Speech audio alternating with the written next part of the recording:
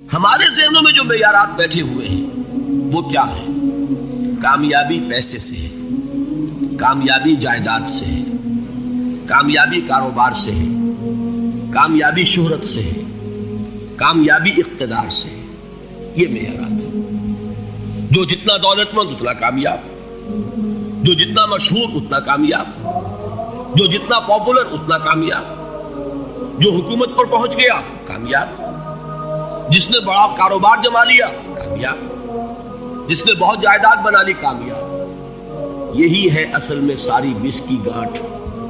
جو تصور کامیابی کا ہوگا اسی کے مطابق آپ کی بھاگ دوڑ ہوگی، اسی کے لیے جد و جہد ہوگی، اسی کے لیے توانائیاں صرف ہوں گی، اسی کے لیے دن رات کی مشقت ہوگی۔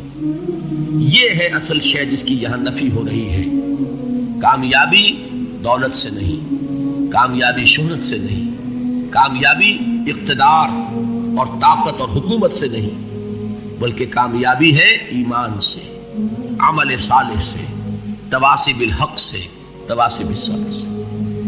آپ غور کیجئے اس نقطہ نظر کا، اس ایٹیچیوڈ کا، یہ جو مینٹل ایٹیچیوڈ ہے، اس کا بدل جانا ہی انسانی شخصیت کے اندر انقلاب برپا کرے گا۔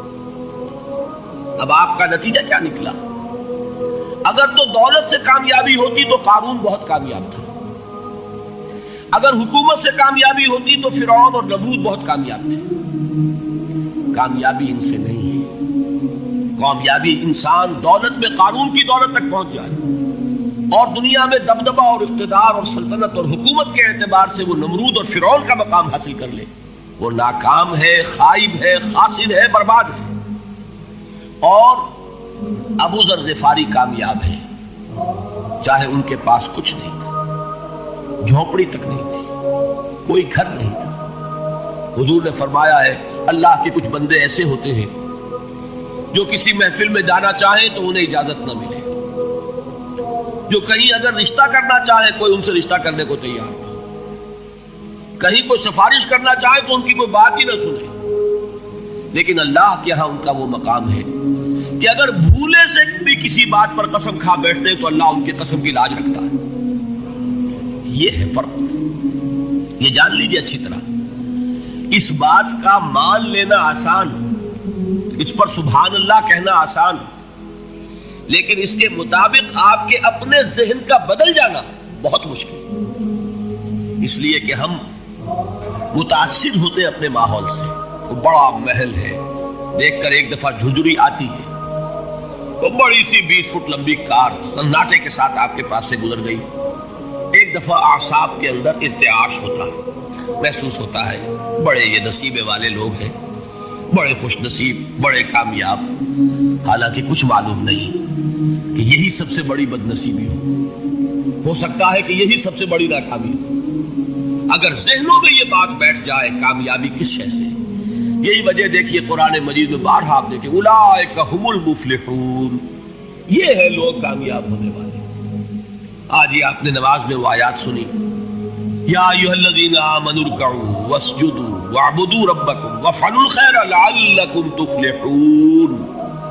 اے ایمان والو، رکوع کرو، سجدہ کرو، اپنے رب کی پرستش اور بندگی کرو اور اچھے کام کرو تاکہ تم کامیاب ہو جاؤ۔ تو کامیابی کن چیزوں سے ہے؟ یہ ہے سب سے بڑا سبق۔ یہ ہمارے دل میں اگر بات بیٹھ جائے، ٹھک جائے، تو زندگی بدل جائے گی، صبح و شام بدل جائیں گے، نقشے بدل جائیں گے، بھاگ دوڑ کا رنگ بدل جائے گا، ویلیو سٹرکچر بدل جائے گا۔ آج وہ ایک چیز نہایت اہم نظر آ رہی ہے، کل نہایت غیر اہم نظر آئے گی۔ جیسے کہ حضور کی حدیث ہے، مالی ولی الدنیا، مجھے تمہاری اس دنیا سے کیا سروکار ہے؟ انما مثلی کراکب استظل تحت شجرۃ ثم راح فترکها، میری مثال تو اس سوار کی سی ہے جو تھوڑی دیر کے لیے ایک درخت کے سائے میں ٹھہرتا ہے سستانے کے لیے، پھر وہ اپنا راستہ لیتا ہے، اسے اس درخت سے مستقل تعلق اس کا نہیں ہے، وہ اس کا گھر نہیں، وہ اس کی منزل نہیں۔ اسی طرح یہ دنیا میرا گھر نہیں ہے۔ اب دیکھیے ہم کہتے ہیں انا للہ و انا الیہ راجعون، ہم تو مسافر ہیں، ہم اللہ کے پاس سے آئے، اللہ کی طرف ہمیں لوٹ جانا ہے۔ کن فی الدنیا کانک غریب و عابر سبیل، حضور فرماتے ہیں دنیا میں ایسے رہو جیسے کہ تم اجنبی ہو یا راہ چلتے مسافر ہو. لیکن یہ طرز عمل کب ہوگا؟ جبکہ یہ آیت ہمارے ذہنوں کے اندر بیٹھ گئی ہو. والعصر ان الانسان لفی خسر الا الذین آمنوا وعملوا الصالحات وتواصوا بالحق وتواصوا بالصبر. یہ ہے اصل بات جو میں نے عرض کیا تھا کہ میں بتاؤں گا صحابہ کیوں ایک دوسرے کو یاد دلاتے تھے. اس لیے کہ دیکھیے جیسے برف باری اگر ہو رہی ہو، آپ باہر نکلیں گے تو برف آپ کے کپڑوں پر جم جاتی ہے نا، تو آپ جھٹکتے ہیں کپڑوں کو تاکہ برف ہٹ جائے. ہمارے ایمان پر اس دنیا میں رہتے ہوئے جب ہم متاثر ہوتے ہیں ماحول سے تو گردہ آ جاتا ہے، برف پڑ جاتی ہے، اس کو جھٹکتے رہنے کی ضرورت ہے.